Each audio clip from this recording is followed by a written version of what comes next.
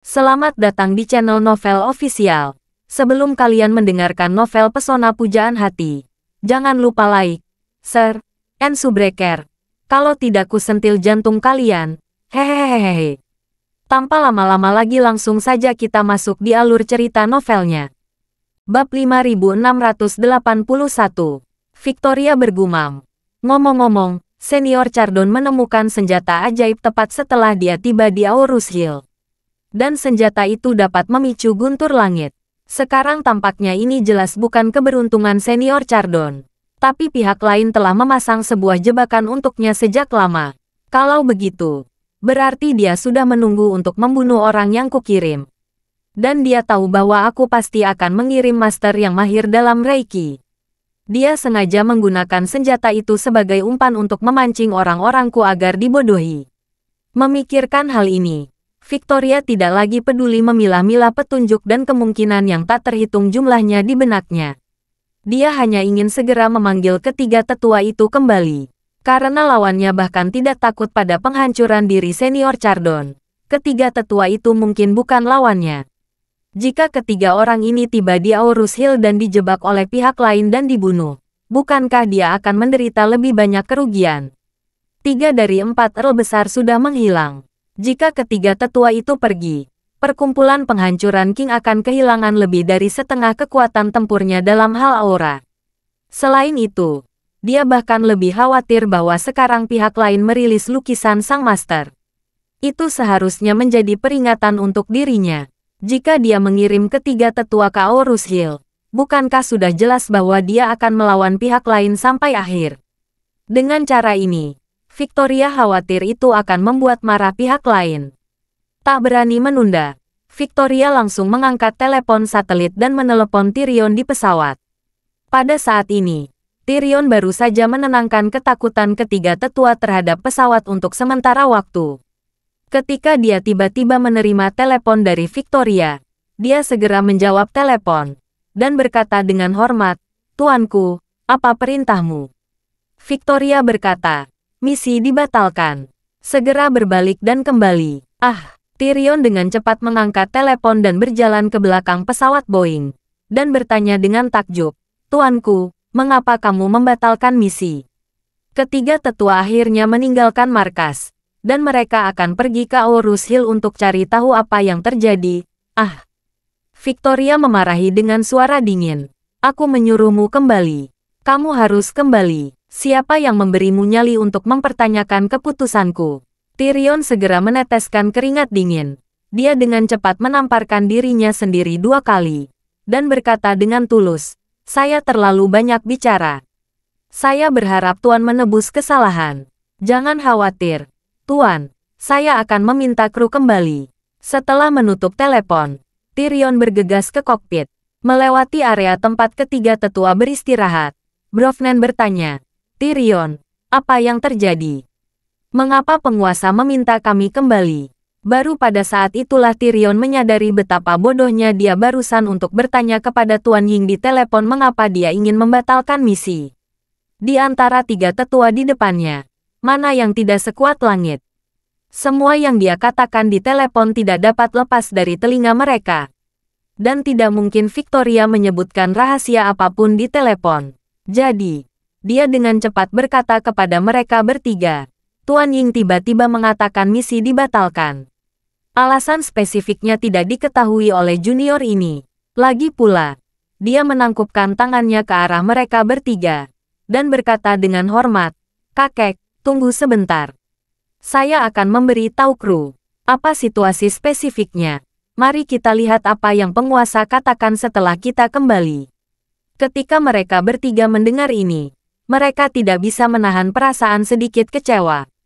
Bukannya mereka ingin pergi ke Aurus Hill untuk menyelesaikan tugas. Mereka hanya berpikir bahwa Tuan Ying membangunkan mereka dari retret untuk meminta mereka menyelesaikan tugas penting ini. Walau retret mereka terhenti, selama tugas selesai, Tuan Ying pasti akan memberi hadiah, dan mereka bisa terus mundur dengan tenang. Namun, Tuan Ying tiba-tiba meminta mereka untuk kembali. Ini berarti bahwa mereka tidak akan mendapatkan imbalan apapun. Mereka bahkan dapat memasuki keadaan darurat siaga setiap saat. Begitu mereka memasuki keadaan ini, mereka tidak tahu kapan mereka bisa kembali lagi. Mereka bertiga saling memandang, dan mereka bisa melihat keraguan dan ketidakpuasan di mata masing-masing. Tetapi di alam yang membuat mereka gelisah ini, tidak ada yang berani mengungkapkan apa yang ada di hati mereka. Segera, di bawah instruksi Tyrion, para kru mengajukan rute kembali ke kontrol lalu lintas udara di Buenos Aires. 5 menit kemudian, kontrol lalu lintas udara menyetujui permohonan pesawat. Kemudian, Boeing 777 membuat lingkaran besar di atas lautan, berbalik dan terbang menuju bandara asalnya. Pada saat ini, Charlie, yang telah memantau banyak pesawat, tiba-tiba menemukan bahwa sebagian besar pesawat lintas samudera bergerak dalam garis lurus. Hanya satu pesawat yang berbelok 180 derajat di langit dan meninggalkan peta lintasan melingkar. Terbang ke arah Buenos Aires. Melihat adegan ini, Charlie akhirnya menghela napas lega. Dia tahu bahwa rencana kota kosongnya berhasil. Bab 5682. Pesawat dari 3 tetua berbalik. Dan Charlie langsung merasakan pergantian situasi di dalam hatinya. Di depan perkumpulan penghancuran King, meskipun dia berada pada posisi yang sangat tidak menguntungkan, dia mampu menang beberapa kali melawan perkumpulan penghancuran King. Sekarang, selain kehilangan satu garnisun tentara mati, organisasi tersebut juga kehilangan 3 senior. Lebih penting lagi, rencana kota kosong ini sudah membuat Victoria melempar tikus. Charlie telah berspekulasi tentang hati Victoria. Meski belum pernah bertemu dengannya, dia bisa merasakan beberapa ciri wanita ini, yaitu curiga, dan sangat berhati-hati. Jika bukan karena sifat curiga, sangat tidak mungkin menggunakan nepotisme. Inti dari seluruh perkumpulan penghancuran King ada di tangan keluarga Wu Ben. Jika tidak berhati-hati, sangat tidak mungkin untuk terus berusaha menyembunyikan identitas, karena takut orang luar akan mengetahui dirinya. Oleh karena itu, semakin memiliki kepribadian seperti itu, semakin sedikit berani berjudi. Justru karena inilah Charlie menyimpulkan bahwa begitu lukisan Marcius keluar, dia tidak akan berani datang ke Aorus Hill. Charlie menghela napas lega, dan berencana menelepon Vera untuk menyampaikan kabar baik, agar dia merasa lebih nyaman. Tanpa diduga, begitu dia mengangkat telepon di sisinya, panggilan Vera tiba lebih dulu. Charlie menjawab telepon, dan mendengar Vera berkata di ujung telepon, "Tuan muda, saya baru tahu ada Boeing 777 yang lepas landas dari Buenos Aires, dan tiba-tiba berbalik. Ketiga tetua itu pasti ada di pesawat itu, kan?" Charlie bertanya dengan heran. "Apakah kamu juga memperhatikan pesawat itu?" Vera berkata, "Kembali ke Tuan muda, saya telah memperhatikan situasi penerbangan di Amerika Selatan. Setelah melihatnya, saya segera menelepon Tuan muda. Tetapi tampaknya panggilan dari saya ini agak berlebihan. Tuan muda sudah memperhatikannya juga." Charlie tersenyum dan berkata, "Itu tidak berlebihan. Karena kita berdua memperhatikan pesawat yang sama, itu membuktikan bahwa tebakan kita tidak mungkin salah." Ketiga tetua itu pasti dipanggil kembali oleh Victoria. Vera terkikik, dan berkata, "Tuanku memang ahli strategi yang baik." Setelah menyanyikan strategi kota kosong, itu tidak hanya menyelesaikan kebutuhan mendesak, tetapi juga membuat Victoria menggunakan trik tikus. Dibandingkan dengan strategi merebut anak panah dengan perahu jerami Zhuge-Liang, tidak jauh lebih buruk. Wajah Charlie sedikit panas, dan dia berkata, "Nona Lavore, jangan memuji saya lagi. Kebajikan dan kemampuan apa yang saya miliki, beraninya saya membandingkan diri saya dengan Tuan Zhuge." Vera berkata dengan sungguh-sungguh, "Di mata saya, Zhuge-Liang tidak sebaik Tuan muda. Tidak peduli seberapa pintar dia, tidak mungkin dia memiliki kekuatan Tuan muda." Saat dia mengatakan itu, Vera tidak terus memperluas masalah ini. Dia bertanya kepada Charlie, "Saya tidak tahu apa rencana Tuan selanjutnya." Charlie berkata, "Saya tidak punya rencana untuk saat ini. Keluarga kakek saya masih di Aorus Hill. Saya berencana bertemu dengan mereka. Sudah waktunya untuk mengklarifikasi keluhan selama bertahun-tahun secara langsung." Vera setuju dan berkata, "Tuan muda memang harus pergi menemui mereka." Dari tadi malam sampai sekarang, saya yakin mereka sudah menunggu kamu untuk muncul. Bab 5683. Charlie melihat waktu itu. Dan itu bahkan belum tengah hari.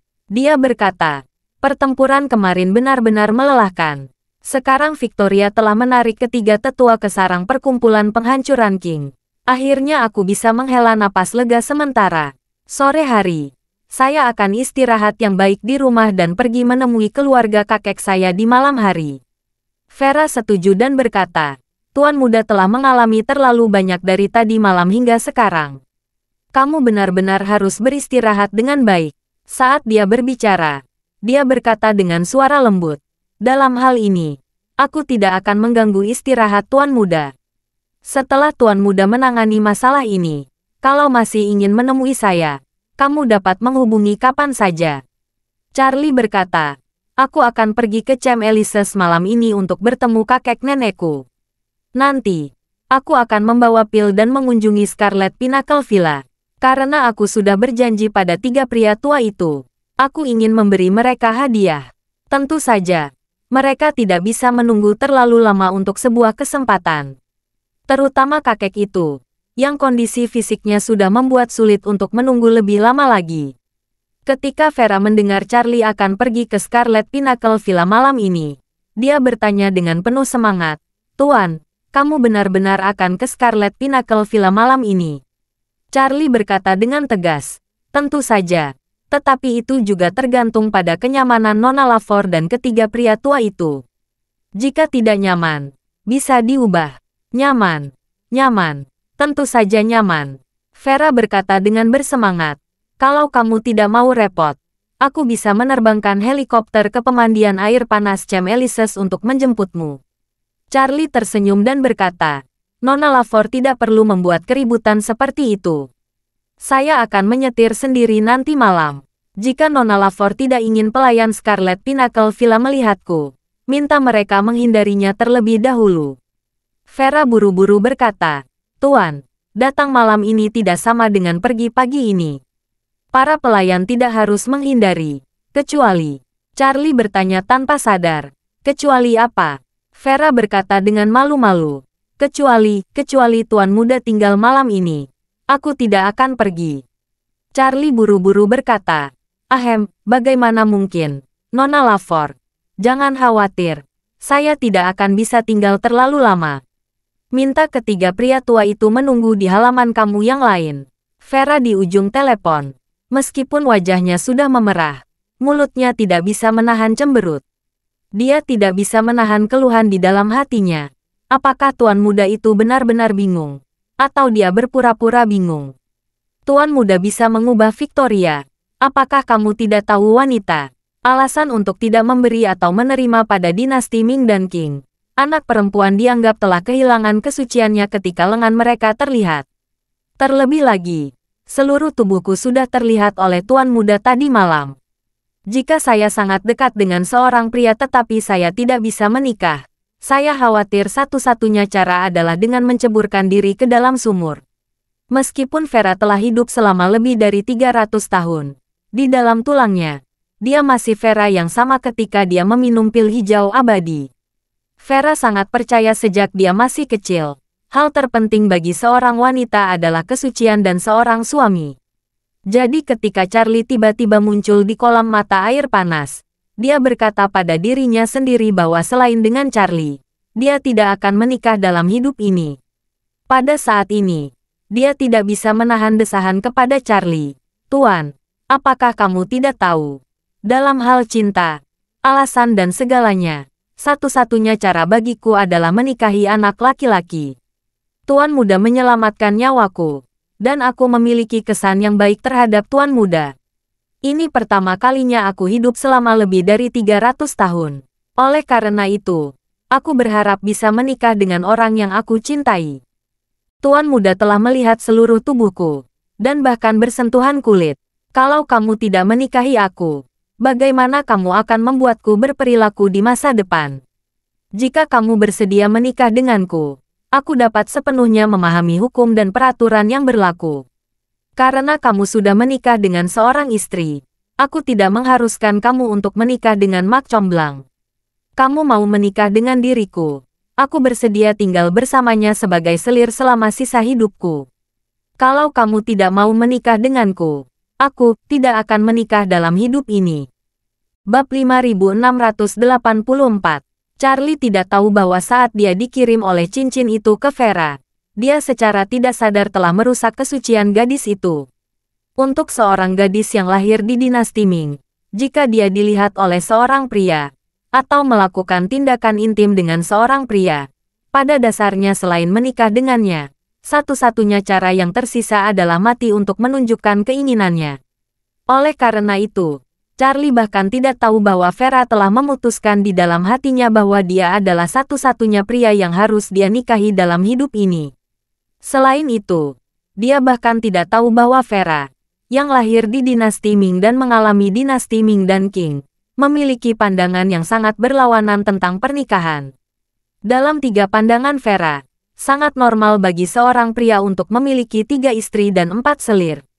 Dia dapat menerima menikahi Charlie sebagai selir, dan dengan hormat memanggil Claire sebagai kakak perempuannya.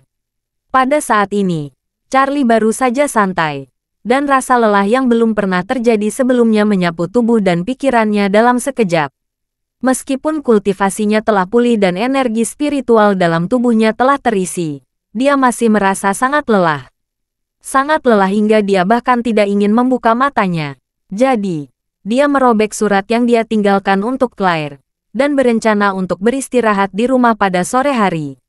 Di malam hari, dia pergi ke villa setengah gunung di mata air panas Chem Elysees untuk bertemu secara resmi dengan kakek neneknya dan keluarga mereka. Ketika dia sedang berbaring di tempat tidur, meskipun tubuhnya yang kelelahan untuk sementara lega, otaknya masih berdengung seperti mesin yang kelebihan beban, berjalan dengan kecepatan tinggi. Segala sesuatu yang terjadi tadi malam terlintas dengan cepat di benaknya seperti tayangan slide. Ketika dia mengingat kembali saat sebelum dia akan mati, dia masih ingat dengan jelas keengganan yang mendalam di lubuk hatinya. Untungnya, cincin yang diberikan Vera menyelamatkan nyawanya di saat kritis. Memikirkan hal ini, dia tidak bisa menahan perasaan bersyukur atas cincin itu. Dia tidak bisa menahan diri untuk memegang cincin itu di tangannya. Menutup matanya, diam-diam merasakan sentuhan halus dan hangat dari cincin itu. Di masa lalu, Charlie pernah berpikir bahwa cincin ini adalah penipuan terbesar yang pernah dia temui. Dia menyedot energi spiritual di tubuhnya beberapa kali, dan itu jauh lebih dibenci daripada penipu yang melakukan penipuan telekomunikasi. Tapi siapa sangka cincin ini diam-diam melindunginya. Dan aura yang dia serap sebenarnya adalah motivasi yang tersimpan sebelumnya untuk menyelamatkan hidupnya. Jika bukan karena tersedot oleh cincin itu lagi dan lagi, cincin itu tidak akan pernah bisa membawanya ke depan Vera pada saat-saat kritis. Oleh karena itu, Charlie mengeluarkan 2 pil penguat, dan terus menuangkan aura kuat di tubuhnya ke dalam cincin. Dan cincin ini, yang diam selama sehari, tiba-tiba seperti bumi yang kering, dengan rakus menyerap semua energi spiritual yang disuntikkan oleh Charlie. Ketika aura di tubuh Charlie hampir tertelan olehnya, Charlie segera menelan 2 pil penguat yang sudah disiapkan. Kali ini, dia tidak lagi pelit dengan auranya. Dia ingin memberi makan cincin itu terlebih dahulu. Beberapa jam kemudian, setelah ketiga tetua kembali ke Buenos Aires dengan Boeing 777, mereka dipindahkan ke pesawat amfibi dan kembali ke kediaman dinasti Qing. Dalam perjalanan pulang, mereka bertiga merasa kesal dan tidak puas. Awalnya, mereka bertiga sudah agak tidak puas ketika retret mereka tiba-tiba terganggu ketika mereka hanya selangkah lagi dari menerobos istana Niwan. Mereka pikir akan mendapatkan lebih banyak hadiah setelah melakukan tugas-tugas penting. Tapi siapa yang menyangka? Setelah dipimpin oleh Tyrion untuk sebuah lingkaran di ketinggian 10.000 meter, mereka dibawa kembali tanpa melakukan apa-apa. Mentalitas Victoria saat ini lebih menyeluruh daripada ketiga tetua itu. Selama beberapa jam terakhir, pikirannya tidak terkendali. Pada satu titik, dia bahkan ingin pergi sendiri ke Aorus Hill untuk melihat siapa yang mengeluarkan lukisan ini dan memperingatkan dirinya sendiri dari kejauhan. Namun, ide ini hanya ada di benaknya sesaat, dan langsung ditolak sepenuhnya olehnya. Dengan karakter yang berhati-hati, dia ditakdirkan untuk tidak mengambil risiko. Hal paling berisiko yang pernah dia lakukan dalam hidupnya adalah membunuh Elijah setelah dia menolaknya. Dan saat itu, dia berada di belakang Elijah, yang mengejutkan Elijah.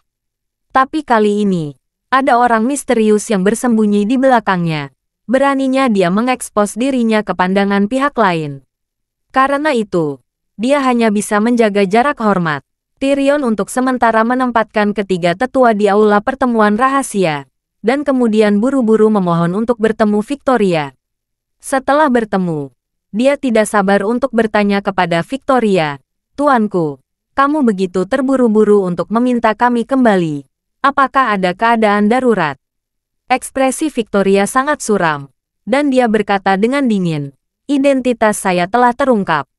"Apa?" Tyrion bertanya dengan ngeri. "Tuanku, kamu belum pernah pergi dari sini selama 20 tahun. Siapa yang bisa mengungkap identitasmu?" "Mungkinkah senior Dijo?" Victoria menggelengkan kepalanya. "Tidak masalah apakah dia atau bukan. Yang penting orang itu tidak hanya mengetahui identitas saya, tetapi juga guru saya. Yang terpenting, dia juga mengenal guru saya." "Ah!" Tyrion mundur selangkah dan berseru, "Tuanku, tuanmu telah meninggal lebih dari 300 tahun lalu. Bagaimana mungkin ada orang yang mengenalnya di dunia ini?" Victoria membuka video pendek itu, menyerahkannya kepada Tyrion. Dia berkata dengan dingin, "Kamu bisa menontonnya sendiri." Tyrion mengambil telepon dengan hormat, menonton video dengan hati-hati, dan bertanya dengan kaget, "Tuanku, apakah ini, lelaki tua dalam kata-kata ini benar-benar tuanmu?" "Ya," Victoria mengangguk. "Orang dalam lukisan itu adalah guruku Marcius. Seniman yang melukis setidaknya 90% pesonanya." Bab 5685. Victoria berkata lagi, "Saya berspekulasi. Ada kemungkinan besar pihak lain mengenal guru saya lebih awal dari saya. Dan lukisan ini dilukis di zaman dinasti Tang. Mungkin pihak lain atau nenek moyang pihak lain sudah mengenal saya." Dinasti Tang. Tyrion membelalakkan matanya dan bergumam, "Tang, Song, Yuan dan Ming, rentang waktunya lebih dari 1000 tahun. Jika pihak lain benar-benar mengenal gurumu saat itu, berarti dia sudah berusia 1000 tahun lebih. Jika leluhur pihak lain mengenal gurumu, itu membuktikan bahwa pihak lain adalah keluarga pertapa yang telah diwariskan selama ribuan tahun." Victoria mengangguk dengan ekspresi serius, dan berkata, "Sekarang pihak lain sudah mengetahui informasi saya. Tidak peduli apa yang kamu katakan, itu tidak optimis bagi saya." Setelah itu, Victoria berkata lagi, "Yang tidak bisa saya mengerti adalah, mengapa dia ingin melindungi keluarga Aker? Bagaimana dia melindungi keluarga Aker?" Tyrion berseru, "Apakah orang ini berhubungan dengan Ashley dan Curtis?" Victoria menggertakkan giginya dan berkata, "Bagaimana mungkin? Jika dia ada hubungannya dengan Ashley dan Curtis, dia tidak akan duduk diam saat senior Chardon menyerang dia dan istrinya 20 tahun yang lalu." "Ini," Tyrion mengerutkan kening, "apa yang Tuan katakan masuk akal. Bawahan selalu merasa bahwa masalah ini sangat aneh. Ada banyak kemungkinan, tetapi masing-masing tampaknya memiliki beberapa hal yang tidak dapat dipahami." Memikirkan hal ini, Tyrion menundukkan kepalanya dan merenung untuk waktu yang lama. Lalu memandang Victoria, dan bertanya, "Tuanku, apakah menurut kamu ada kemungkinan lain?" Victoria berkata, "Katakan." Tyrion buru-buru berkata, "Tuan Ying, bawahan ini merasa bahwa pihak lain mungkin tidak memiliki hubungan apapun dengan gurumu. Dan mungkin juga dia mendapatkan lukisan itu secara kebetulan. Dan kebetulan juga mengetahui informasi identitasmu dari senior Dijo atau Vera. Mengetahui kamu adalah murid Marcius, dia sengaja menggunakan lukisan ini untuk menakut-nakuti kamu. Pikirkan, jika pihak lain benar-benar kuat, mengapa dia repot-repot menunjukkan lukisan ini? Akan lebih realistis kalau dia menunggu di Aurus Hill saja."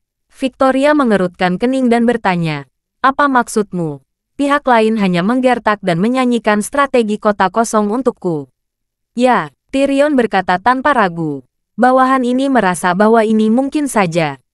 Victoria mengangguk, dan berkata dengan suara dingin, "Bukannya aku meragukan apa yang kamu katakan, tapi aku tidak punya cara untuk membuktikannya. Kalau aku benar-benar ingin membuktikannya, minta ketiga tetua itu pergi.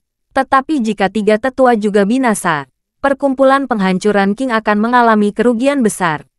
Bahkan mungkin akan membuat marah lawan." Tyrion berpikir sejenak, dan bertanya, "Tuan Ying, dapatkah kamu mengirim seorang penatua ke Aorus Hill untuk mencari tahu kebenarannya?" 1. Victoria menggelengkan kepalanya dan berkata, "Meskipun saya tidak tahu seberapa kuat orang itu, karena penghancuran diri senior Chardon gagal membunuhnya, itu membuktikan bahwa kekuatannya pasti lebih tinggi daripada tiga tetua. Mengirim seorang tetua tidak ada bedanya dengan mengirimnya ke kematian. Jika pihak lain lebih kuat dariku, mengirim 3 orang ke sana akan memiliki hasil yang sama." Victoria berkata lagi, "Dan pernahkah kamu memikirkannya? Pihak lain mungkin tidak menggunakan lukisan guru untuk menakut-nakuti saya, atau mereka mungkin menggunakan lukisan guru saya untuk merangsang saya. Jika ini bukan rencana kota kosong tapi metode provokatif, maka tujuan utamanya mungkin untuk memancingku keluar." Tyrion berkata dengan ekspresi ngeri, "Kamu benar, strategi kota kosong dan metode umum yang agresif tampaknya berbeda di permukaan. Tetapi hasil yang mungkin terjadi satu hari pada satu waktu, satu kematian pada satu waktu, pihak lain telah berperang melawan kita beberapa kali secara rahasia. Dia menang setiap saat, dan sekarang kemungkinan besar dia ingin memaksa kamu muncul." Victoria mengangguk, dan berkata, "Selain itu, orang ini agak mirip denganku." Tyrion buru-buru bertanya, "Tuanku, poin apa yang kamu bicarakan?" Victoria berkata, "Orang ini bukan hanya seorang biksu, tetapi juga sangat ahli dalam menggunakan senjata api."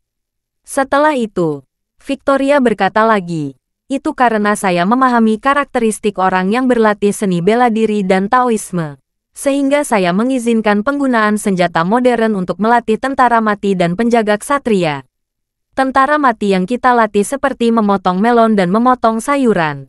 Para master seni bela diri itu tidak lain adalah ayam dan anjing kelas rendah di hadapan peluru yang padat. Dan orang ini bahkan lebih baik dariku. Dia benar-benar berpikir untuk menggunakan senjata pertahanan jarak dekat untuk membunuh seorang kultivator. Metode orang ini benar-benar kejam." Tyrion mengingat nasib senior Jotun, Bobby Auten, yang diledakkan menjadi DNA oleh senjata pertahanan jarak dekat. Mau tidak mau bergidik, dan mau tak mau berkata, "Terakhir kali kita mengetahui bahwa 3 orang dari perusahaan Blackwater membeli 3 senjata pertahanan jarak dekat dari pasar gelap di Eropa Timur. Senjata anti pesawat dekat si Jiangongbo memiliki model yang sama. Senior Zoro telah menyelidiki perusahaan Blackwater, tapi dia belum menemukan sesuatu yang istimewa. Dia diam-diam telah menculik beberapa eksekutif Blackwater dan menyiksanya, tetapi dia belum menemukan petunjuk apapun. Karena kematian yang aneh dari beberapa pejabat tinggi dalam beberapa hari terakhir, perusahaan Blackwater telah mengumumkan penangguhan pengiriman pasukan tambahan ke luar negeri. Bawahan berspekulasi bahwa kematian senior Jotun kemungkinan besar dengan sengaja disalahkan pada perusahaan Blackwater." Victoria bersenandung, dan berkata, "Beritahu senior Zoro, tidak perlu lagi menyelidiki perusahaan Blackwater. Selain itu, beritahu rumah Komandan 5 tentara. Mulai sekarang semua tindakan eksternal akan dihentikan. Dan pertemuan ditunda selama 3 bulan. Tyrion berkata tanpa ragu, "Baik, Tuan. Saya akan beritahu semua." Victoria berkata lagi, "Ngomong-ngomong, beritahu kru untuk bersiap-siap. Saya akan pergi ke Myanmar besok." Tyrion berseru, "Tuanku." Bawahan sangat berani bertanya, "Mengapa kamu meninggalkan stasiun pada saat yang kritis?" Victoria memelototinya dengan tatapan membunuh, dan memarahinya dengan dingin, "Bajingan. Apakah ini yang harus kamu tanyakan?" Bab 5686. Tyrion ketakutan oleh mata Victoria dan seluruh tubuhnya gemetar. Dia berlutut dengan tergesa-gesa, membenturkan dahinya ke lantai, dan berkata dengan sangat ngeri, "Bawahan ini harus dikutuk. Tolong maafkan aku." Victoria mendengus dingin, dan memarahi, "Mulai sekarang, kalau kamu mengatakan sesuatu lagi, kembalilah ke mausolem leluhur di Liaodong untuk mengurus dirimu sendiri. Rumah leluhur keluarga Wu Ben berada di Liaodong, dan kuburan leluhur keluarga ada di sana. Namun, untuk keluarga Wu Ben di dinasti Qing, begitu Tuan Ying memintanya untuk kembali ke Liaodong untuk menjaga kuburan leluhur, itu sama saja dengan dikirim ke pagoda Ninggu oleh dinasti Qing. Begitu dia pergi ke sana, dia hanya bisa mati di sana dalam kehidupan ini. Tyrion ketakutan. Dia menamparkan dirinya sendiri 2 kali, bersujud dan menangis tanpa henti. Bawahan sialan, bawahan sialan. Terima kasih Tuan Rhodesen. Victoria mengabaikannya, dan berkata dengan tenang, pergi, dan atur hal-hal yang kukatakan padamu. Bawahan patuh, Tyrion, seperti diampuni, bersujud 3 kali lagi, dan lari keluar pintu. Victoria tiba-tiba berteriak, berhenti. Punggung Tyrion terasa dingin. Dia buru-buru menoleh, dan bertanya dengan gemetar, Ying, Tuan Ying, kamu, apakah kamu punya perintah? Victoria bertanya kepadanya, bagaimana kabar ketiga tetua? Melihat Victoria tidak mengejarnya, Tyrion menghela napas lega, dengan cepat membungkuk dan menjawab, kembali kepada Tuan. Ketiga tetua semuanya menunggu di ruang pertemuan rahasia. Victoria mengerutkan kening, dan bertanya kepadanya, saat saya meminta kamu kembali, apakah kamu melihat perubahan pada mereka bertiga? Ini, Tyrion ragu sejenak, lalu berkata dengan hormat, Tuan, saat kamu memerintahkan untuk kembali, ketiga tetua itu tampak sedikit tidak senang. Tidak senang, Victoria mencibir, dan berkata dengan tenang, ketiga orang ini tidak puas dengan saya karena mengganggu retret mereka. Sepertinya sifat manusia seperti ini. Kalau kamu menghadiahinya dengan semangkuk nasi, dia mungkin tidak terlalu berterima kasih kepadamu. Tetapi kalau kamu memberi makanan yang setengah dimakan, dia akan membencimu. Tyrion bertanya dengan hati-hati, Tuanku, bagaimana menurutmu? Victoria berkata dengan tenang, penghargaan. Tentu, itu harus dihargai. Memimpin pasukan untuk bertarung, kamu harus diberi hadiah jika menang. Kamu harus diberi hadiah jika lelah. Dan kamu harus diberi hadiah lebih banyak lagi untuk perjalanan kamu yang sia-sia. Lagi pula, katanya, namun, penghargaan itu bukan untuk saat ini. Biarkan mereka bergaul dan biarkan mereka mengeluh di dalam hati mereka. Menghadiahi mereka secara langsung akan membuat mereka merasa bahwa mereka harus diberi penghargaan. Lebih baik membiarkan pikiran mereka sendiri menjadi acak dulu. Setelah waktunya tepat, buat mereka merasa malu dengan keluhan mereka sebelumnya. Tyrion bingung ketika mendengarnya, tetapi dia hanya bisa menyanjungnya. Pahlawan itu bijak, dan bawahan merasa rendah diri. Victoria tahu bahwa dia hanya menyanjung, jadi dia melambaikan tangannya dengan tidak sabar dan berkata, oke, kamu pergi dan atur tempat untuk mereka. Bersenang bersama mereka selama beberapa hari. Sisanya, aku akan membicarakannya saat aku kembali. Tyrion berkata tanpa ragu. Bawahan ini mematuhi perintah. Setelah Tyrion keluar, Victoria mondar-mandir ke peta dunia yang diproyeksikan ke dinding dengan laser. Langit-langit aula utama tingginya lebih dari 6 meter. Dan peta dunia setinggi 6 meter dan lebar 12 meter diproyeksikan di seluruh dinding. Dia melihat Myanmar di peta, melihat Yunnan Selatan di sebelah Myanmar, dan melihat pegunungan 100.000 ribuan mil jauhnya dari Yunnan Selatan. Pikirannya melayang. Dia memikirkan kakak laki-lakinya, dan kemudian gurunya. Memikirkan lukisan guru yang dikeluarkan untuk memperingatkan dirinya oleh orang lain hari ini.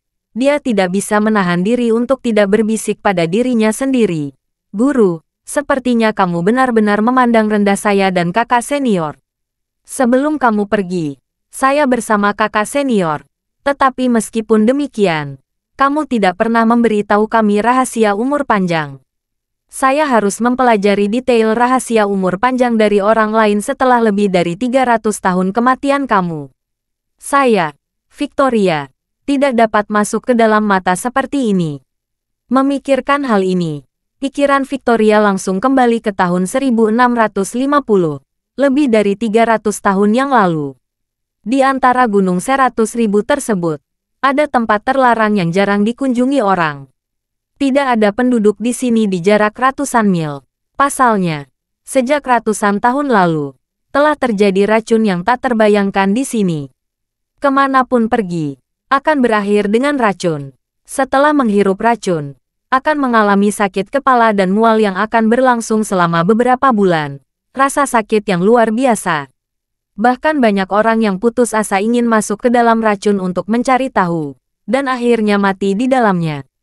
Oleh karena itu, seiring berjalannya waktu, orang-orang pegunungan di sekitarnya menghormati tempat ini dan menganggapnya sebagai tempat terlarang mutlak. Namun, orang-orang pegunungan ini tidak tahu bahwa pusat racun sebenarnya adalah gua tempat Marcius berlatih dalam pengasingan. Dan miasma itu tidak lebih dari formasi yang telah dia buat untuk mengisolasi masalah manusia. Dia dengan sepenuh hati mengajukan pertanyaan, hanya berharap umur panjang, dan tinggal sendirian di gunung ini selama ratusan tahun. Ketika Victoria dan Elijah dikejar oleh tentara King Kesiwandasan, mereka tidak punya tempat tujuan dan terjun ke dalam racun tak berujung ini. Jika tentara King tidak membakar gunung dan membuat marah Marcius, dia tidak akan menyelamatkan keduanya secara tidak sengaja. Hanya setelah Marcius menyelamatkan keduanya, dia mengetahui bahwa dunia luar telah mengalami perubahan mendadak, dan dinasti orang Han telah digulingkan oleh Jurchen.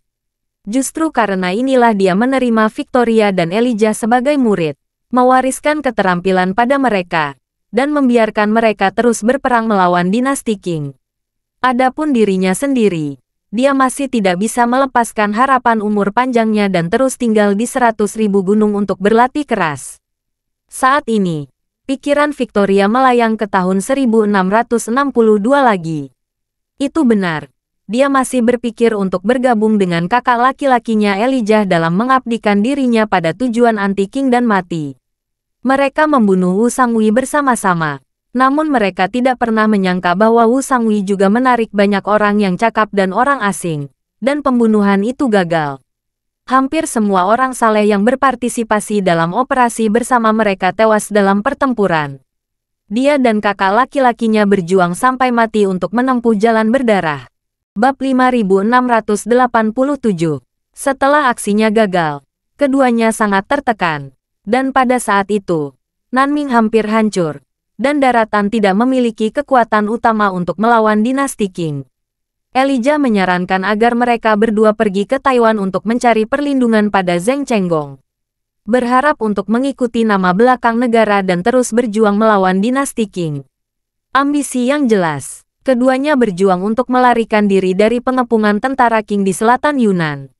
Sayang sekali mereka gagal memenuhi keinginan. Sebelum mereka menyelesaikan setengah perjalanan, berita kematian mendadak Guo Xingye menyebar kembali ke daratan. Saat itu, Istana Qing tidak sabar menunggu seluruh negeri merayakannya. Dan dia dan Elijah juga berkecil hati pada saat itu. Keduanya tahu bahwa kekuatan mereka terbatas dan mereka tidak bisa melakukan apapun dengan tangan mereka. Selain itu, tentara Qing menginginkan mereka di mana-mana. Dalam keputusasaan, keduanya tidak punya pilihan selain kembali ke Siwandasan dan mencari perlindungan dengan Marcius lagi. Namun siapa sangka Marcius telah mencapai ajalnya saat itu. Memikirkan hal ini, Victoria mempercepat lagi, dan sampai pada musim semi tahun 1663. Adegan dari tahun itu muncul kembali diingatan lagi. Dia dan kakak laki-lakinya sedang bermeditasi, dan Marcius yang alis dan janggutnya sudah seputih salju, mendatangi mereka dengan sosok bungkuk. Marcius berkata dengan tenang, "Elijah, Victoria, kalian berdua ikut denganku." Keduanya hanya merasa tuan hari ini sangat lelah. Namun mereka tidak melihat ada yang salah. Jadi, keduanya mengikuti Marcius ke kamar batunya. Marcius menunjuk 2 futon di depannya, dan berkata kepada mereka, "Duduk." Melihat ini, mereka berdua dengan hormat menyilangkan kaki di depannya. Baru saat itulah Marcius berkata, "Meskipun takdir antara aku dan kalian di bawah, namun, kita adalah guru dan murid. Kalian juga memiliki alasan besar untuk melawan dinasti Qing di dalam hati. Kalian berdua adalah guru dan orang Han. Saya juga berharap kalian dapat melanjutkan tujuan besar ini dan mencapai secepat mungkin." Setelah itu, dia mengeluarkan 2 pil dari sakunya. meletakkannya di atas meja batu di depan mereka berdua, dan berkata dengan ringan, kedua pil ini adalah pil hijau abadi yang disebutkan oleh guruku saya. Minumlah pil ini. Harapan hidup bisa mencapai 500 tahun. 500 tahun perubahan. Saya harap dengan dua ramuan ini, kalian dapat menyelesaikan tujuan besar memerangi dinasti Qing. Victoria mendengar bahwa ramuan di depannya sebenarnya adalah ramuan hijau yang bisa membuat hidup selama 500 tahun. Dia sangat bersemangat dan berterima kasih berulang kali. Terima kasih guru. Jangan khawatir, guru. Katakan pasti akan mengemudikan Kaisar Janxing kembali ke Pagoda Ninggu. Elijah melihat kedua pil itu, lalu menatap Marcius, dan bertanya dengan gugup, Guru, mengapa kamu memberikan pil yang begitu berharga kepada murid hari ini? Marcius berkata dengan acuh tak acuh, 1000 tahun seperti waktu yang lama. Tapi itu hanya menjentikkan jarimu. Apa yang disebut umur panjang, sekarang tampaknya sebenarnya hanyalah tarikan paksa dari kehidupan normal. Seperti sebatang emas, meskipun dapat direntangkan menjadi benang emas yang sangat panjang, tetapi esensinya tetaplah sebongkah emas itu. Elijah berkata dengan kosong, Tuan, murid ini bodoh. Saya tidak mengerti maksudmu. Saya harap guru menjelaskannya. Marcius berkata dengan acuh tak acuh, saya adalah seorang guru parubaya yang memasuki Taoisme. Meskipun saya telah hidup selama 1000 tahun, saya telah menghabiskan lebih dari 900 tahun dalam penghitungan dan pencetakan. Jika saya tidak bertemu dengan kalian, saya tidak akan dikenal dunia luar sebagai seorang guru.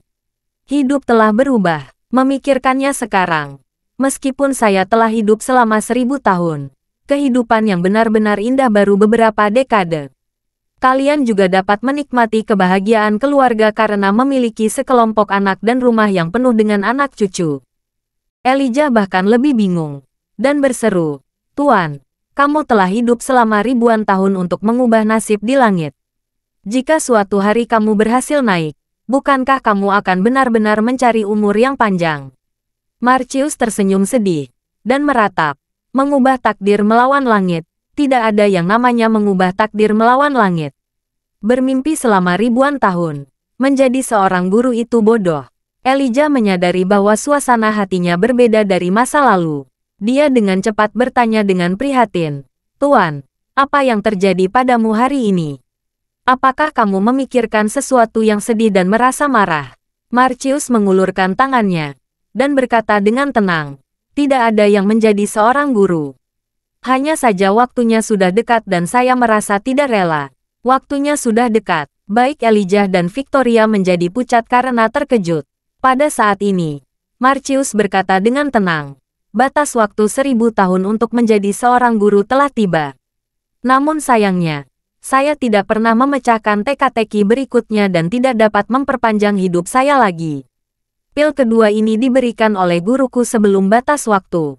Sebagai bagian dari hatiku, setelah aku menjadi master, kamu akan mengambil ramuan itu dan turun gunung untuk terus melawan dinasti Qing. Elijah langsung menangis, dan bertanya dengan ekspresi tidak percaya, Tuan, apakah kamu bercanda? Kamu sangat kuat, bagaimana mungkin? Marcius tersenyum kecut, tidak peduli seberapa kuat aku tidak dapat menandingi Dao Surga. Yang dapat saya lakukan hanyalah menahannya. Sekarang tampaknya Dao Surga sebagai seorang guru tinggal 2 hari lagi. Victoria di samping memikirkan sesuatu, dan buru-buru berkata, Tuan, jika kamu mendekati jalan surga, maka, lalu. Berbicara tentang ini, Victoria tiba-tiba tergagap, tidak dapat mengatakan apa yang harus dilakukan selanjutnya. Marcius memandang Victoria, dan bertanya sambil tersenyum, Victoria, apa yang ingin kamu katakan? Tapi tidak masalah. Victoria mengatupkan bibirnya, dan mengumpulkan keberaniannya untuk berkata, Tuan, jika jalan surga datang kepadamu, dapatkah kamu memberikan semua alat ajaib dan obat mujarab yang telah kamu pelajari sepanjang hidupmu makan dan kakak senior?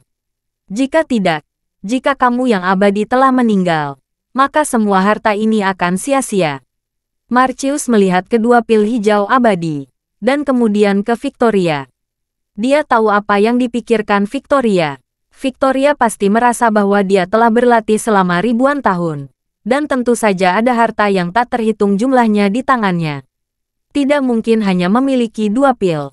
Sebelum Marcius berbicara, Elijah menegurnya dengan tajam. Victoria, apa yang kamu bicarakan? Bagaimana kamu bisa berbicara dengan guru seperti itu? Tidak perlu berbicara tentang mengejar tawanan. Marcius mengulurkan tangannya untuk menyela, memandang Victoria, dan berkata sambil tersenyum. Victoria, sebagai seorang guru, saya memiliki banyak harta yang telah saya pelajari sepanjang hidup saya. Saya tidak pelit, tapi saya tidak ingin mewariskannya kepada kalian. Hanya saja nasib kalian tidak cukup, dan kalian tidak memenuhi syarat untuk mewarisi dan mempelajari apa yang telah aku pelajari dalam hidup.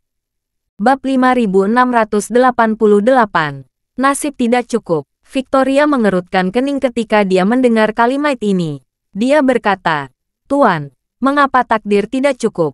Marcius berkata dengan acuh tak acuh. Waktu kalian dalam Taoisme terlalu singkat. Dan kalian masih belum memahami hal-hal yang harus dipahami oleh banyak pemahaman dengan analogi. Di masa depan, jika kalian memahami gosip dalam kitab perubahan, kalian akan tahu bahwa orang memiliki banyak takdir. Kunci dari segalanya, Victoria bertanya dengan heran. Tuan, apa itu takdir? Marcius berkata, nasib adalah fondasi manusia. Nasib spesifiknya adalah batang langit dan bumi cabang, atau burung dan binatang buas. Nasib setiap orang adalah batang surga dan cabang bumi. Bahkan kaisar dinasti Qing saat ini, paling banyak, memiliki gaya pengapuran yang ekstrim. Jika dia melawan ingin langit, dia setidaknya harus memiliki gaya harimau dan ular sanca. Lebih jauh lagi, ada kisi-kisi kura-kura, kisi-kisi phoenix, kisi-kisi unicorn, dan kisi-kisi naga. Bahkan kisi-kisi naga naik yang lebih tinggi. Semakin tinggi nasibnya, semakin mulus jalurnya, dan semakin besar peluang untuk mengubah nasib seseorang di langit. Berbicara tentang ini, Marcius mengeluh. Nasib saya adalah unicorn. Meskipun unicorn kuat, masih jauh dari cukup jika saya benar-benar ingin mengubah nasib saya melawan langit. Victoria bertanya tanpa sadar. Lalu takdir apa yang cukup? Marcius menghela nafas. Jika kamu ingin mengubah nasibmu melawan langit, naga hanyalah seorang pemula. Tetapi bahkan naga hanya memenuhi syarat untuk mengubah nasibmu melawan langit. Orang yang benar-benar dapat mengubah nasibmu melawan langit adalah satu yang terbaik di antara naga. Berbicara tentang ini, Marcius berhenti sejenak, dan melanjutkan. Jika itu adalah takdir naga, peluang keberhasilannya akan jauh lebih tinggi. Victoria buru-buru bertanya, Tuan, lalu bagaimana nasib saya dan saudara laki-laki saya? Marcius berkata dengan acuh tak acuh, kamu dan Elijah adalah harimau. Kalian memiliki takdir terendah di antara mereka yang menanamkan Taoisme. Meskipun tidak sulit bagi kalian berdua untuk memasuki Taoisme, jika ingin melangkah jauh, itu sama saja dengan bermimpi. Ramuan ini kesempatan yang saya berikan kepada kalian. Victoria bertanya dengan ekspresi sedih. Tuan, tidakkah kamu ingin memberi kami lebih banyak bantuan karena kakak laki-laki saya dan saya tidak memiliki cukup takdir? Anjing-anjing Qing di luar hampir menyatukan daratan. Saya dan kakak laki-laki saya sudah lemah. Jika tidak ada lagi keterampilan yang kuat dan alat sulap, saya khawatir akan sulit untuk menyelesaikan perubahan besar melawan dinasti Qing.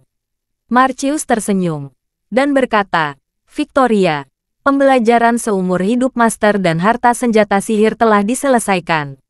Di masa depan, hanya mereka yang ditakdirkan memiliki nasib lebih tinggi dariku yang akan memiliki kesempatan untuk membukanya. Siapapun yang bisa mendapatkannya akan menjadi penggantiku. Victoria tidak bisa menahan sedikit pun kesuraman. Dia tidak pernah menyangka guru akan mengatakan kata-kata kejam seperti itu pada dirinya ketika waktunya sudah dekat. Menurutnya, dia sama sekali tidak memenuhi syarat untuk mewarisi keterampilan dan senjata sihirnya. Obat mujarab ini sudah memberi dia wajah. Victoria sangat tertekan di dalam hatinya. Pada saat ini, rasa terima kasihnya kepada Marcius menghilang seketika. Yang tersisa hanyalah keengganan dan kebencian yang kuat. Namun, dia tidak berani menunjukkannya di depan Marcius. Dia hanya bisa mengubur kebencian ini di dalam hatinya. Pada saat ini, Marcius mengeluarkan sebuah cincin, menyerahkannya kepada Elijah. Dia berkata, Elijah, kamu jujur dan memahami kebenaran. Kamu terlalu baik hati, dan kamu pasti akan menderita di masa depan. Ini cincin itu untukmu. Sekarang aku tidak perlu lagi. Aku memberikannya padamu. Kalau kamu bisa memahami misterinya sebelum akhir, kamu bisa hidup seperti guru untuk 500 tahun lagi. Sebagai seorang guru, saya harap kamu dapat merebut kembali negara untuk orang-orang Han. Seperti yang dilakukan Jenderal Besar Sima dan Jenderal Husars di masa lalu. Mengantar orang Hun ke Mobei, meminum kuda di lautan luas, dan menyegel serigala untuk tinggal di Su. Ketika Victoria di samping mendengar ini, dia merasa lebih khawatir. Dia tahu bahwa arti lain dari kata-kata guru adalah bahwa dia tidak cukup berdiri, dan masih ada jarak yang besar dibandingkan dengan kakak laki-lakinya. Ini membuatnya semakin tidak bahagia. Elijah tidak mau menerima cincin itu saat ini, dan dengan cepat menolak, Tuan, kamu terlalu banyak membantu murid. Cincin ini, murid tidak dapat merasa nyaman. Marcius tersenyum ringan, dan melemparkan cincin itu ke arah Elijah. Cincin itu tiba-tiba menghilang di udara, dan detik berikutnya, sudah ada di jari Elijah. Sebelum Elijah dapat memahami logikanya, Marcius berkata, Elijah, cincin itu telah mengenali kamu sebagai tuan. Kamu harus menyimpannya dengan baik. Jika sesuatu terjadi pada kamu di masa depan, cincin ini dapat menyelamatkan hidupmu. Setelah itu, dua bangau yang diangkat oleh Marcius tiba-tiba masuk. Kedua bangau itu berdiri di kedua sisi Marcius, menggosokkan leher mereka ke tubuhnya, dan merintih terus-menerus. Marcius mengulurkan tangannya untuk membekukan kedua bangau itu, lalu berdiri, dan berkata, batas waktu untuk menjadi guru telah tiba. Ayo pergi dari sini, dan jangan kembali lagi. Elijah menangis, sambil mendesah isak tangis dan berkata, Guru, murid ini ingin mengantarmu untuk yang terakhir. Marcius memegang tangannya. Saya telah berlatih di sini selama ratusan tahun sebagai guru. Ini bukan hanya gua saya, tetapi juga makam saya. Lagi pula, dia melihat kedua bangau itu dan berkata dengan tenang, cukup membawa mereka bersamaku. Setelah mengatakan itu, Marcius tiba-tiba mengulurkan tangannya meminta dan mengubah lengan bajunya. Mata Elijah dan Victoria menjadi gelap pada saat itu.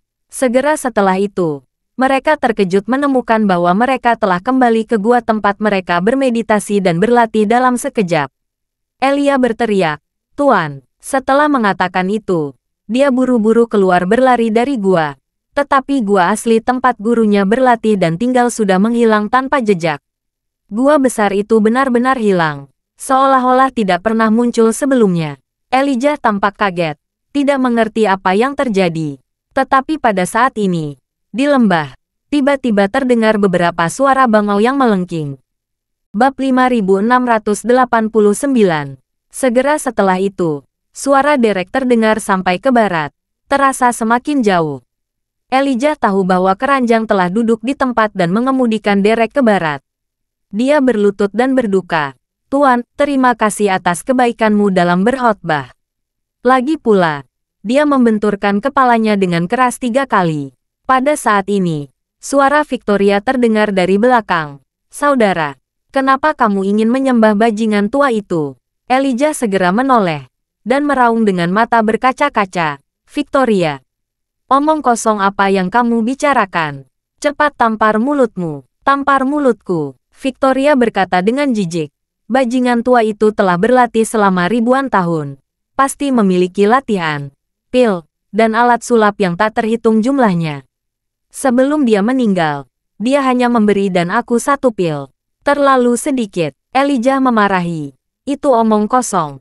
Guru menyelamatkan kita, membawa kita ke Taoisme, dan membantu kita melawan dinasti Qing. Kebaikan ini seperti menciptakan kembali diri kita. Bagaimana kamu bisa mengatakan kata-kata yang keterlaluan? Apakah aku mengatakan sesuatu yang salah? Victoria meraung marah. Dia akan mati. Namun dia sangat pelit pada kita. Apa yang kamu lakukan dengan keterampilan dan harta itu? Apakah kamu benar-benar akan menyembunyikannya di suatu tempat dan menunggu sesuatu? Apakah ada takdir pertemuan? Untuk mengatakan bahwa ada pertemuan takdir, bukankah kamu dan aku memiliki pertemuan takdir yang cukup di dalamnya? Elijah membungkus gigi dan berkata, Victoria, apa yang kamu katakan hari ini sungguh menakjubkan. Aku benar-benar tidak mengira kamu menjadi pemberontak-pemberontak. Victoria juga sangat marah. Jadi dia berkata dengan dingin, kakak laki-laki, kamu tidak perlu melihat benda tua itu, karena dia sudah mati sekarang. Kamu dan aku harus meminum pil hijau abadi ini, dan menerapkan tingkatkan kerusakan. Temukan hal-hal baik yang tersembunyi di benda tua ini secepat mungkin. Elijah sangat kecewa. Victoria, mulai hari ini dan seterusnya, aku bukan lagi kakak laki-laki kamu lagi. Dan kamu bukan lagi adik perempuan saya. Mulai hari ini dan seterusnya, saya hanya mengakui kamu sebagai salah satu keluarga Wu Ben.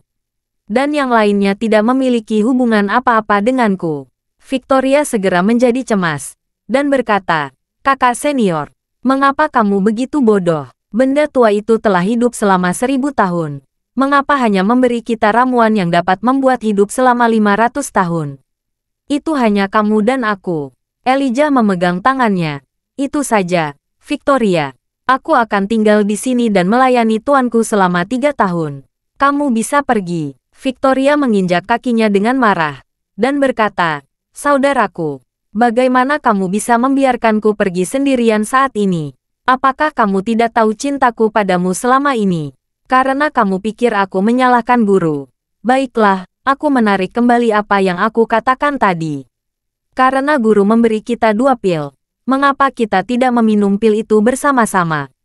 Menjadi suami dan istri, dan hidup 500 tahun.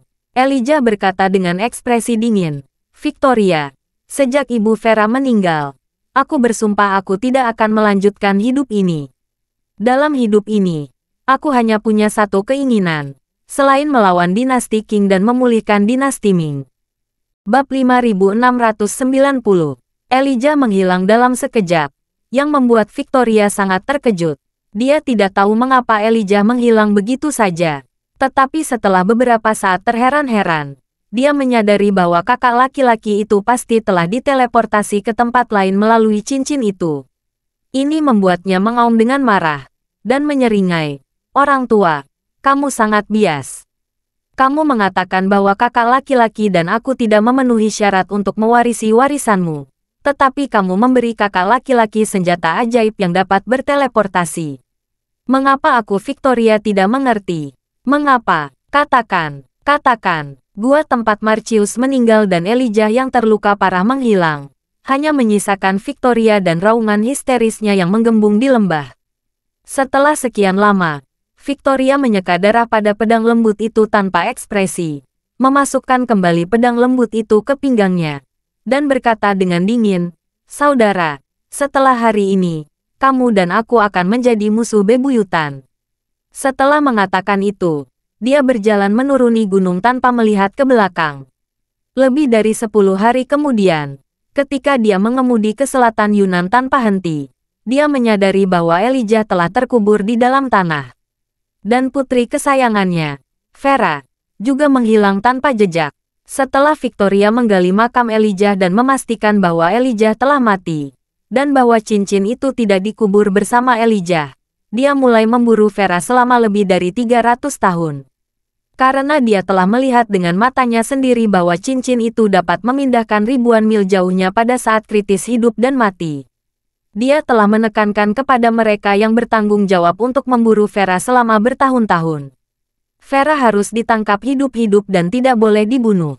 Namun, setelah bertahun-tahun, dia masih gagal menangkap kembali Vera. Kejadian ini membuat Victoria sangat marah. Setelah beberapa saat, Victoria, yang berada di kediaman perkumpulan penghancuran Qing, secara bertahap menarik perhatiannya. Melihat kembali tahun-tahun itu, hatinya masih kesal. Dalam 300 tahun terakhir, selain memburu Vera, dia juga mencari warisan yang ditinggalkan olehnya. Tetapi selama bertahun-tahun, dia tidak menemukan petunjuk apapun. Lebih dari 20 tahun yang lalu, pasangan muda memasuki Gunung Siwanda dengan petunjuk yang tidak sengaja mereka temukan di luar negeri. Victoria selalu curiga bahwa mereka mendapatkan warisan yang ditinggalkan oleh kupu-kupu, tetapi tebakan ini tidak pernah terkonfirmasi. Dan selama lebih dari 20 tahun, Victoria telah mencoba untuk mengkonfirmasi dugaannya. Namun dia telah mengerahkan segala cara, dan masih belum bisa mendapatkan jawaban yang dia inginkan. Sekarang, keturunan guru lainnya tiba-tiba mengungkapkan identitasnya dan menggunakan lukisan guru sebagai peringatan untuk dirinya. Ini membuat Victoria merasakan krisis yang belum pernah terjadi sebelumnya. Meskipun dia tidak berani pergi ke Aorus Hill untuk mendapatkan warisan latihan guru selama ribuan tahun, dia memutuskan untuk pergi ke Gunung Siwan lagi. Dia selalu sangat berhati-hati dan tidak berani langsung pergi ke Tiongkok. Dia bersiap untuk kembali ke Tiongkok melalui Burma. Myanmar memiliki perbatasan ribuan kilometer yang berbatasan dengan Yunnan Selatan. Alasan Victoria ingin pergi ke Myanmar adalah karena setelah memikirkan Myanmar, dia melintasi perbatasan sendirian dan meyakinkan ke selatan Yunnan. Jika ingin pergi ke Siwandasan, harus terbang ke Vietnam yang sebenarnya lebih dekat dari Myanmar. Namun, Victoria berencana untuk pergi ke Yunnan Selatan terlebih dahulu, mengunjungi makam Elijah, dan kemudian pergi ke Siwandasan dari Yunnan Selatan. Pada saat yang sama, villa pemandian air panas Chem Elises di Aorus Hill. Keluarga Aker menunggu dengan cemas sepanjang hari, tetapi mereka tidak bisa menunggu sosok Charlie. Keluarga tidak memikirkan makanan dan minuman sepanjang hari. Mereka hanya ingin melihat Charlie secepat mungkin, dan memastikan dengan mata kepala sendiri bahwa Charlie aman dan sehat. Saat makan malam, Albert membawa beberapa orang ke pintu, dan setelah mengetuk pintu dan masuk, dia membuka pintu untuknya. Terima kasih sudah mendengarkan cerita novel Pesona Pujaan Hati. Sampai jumpa di novel selanjutnya.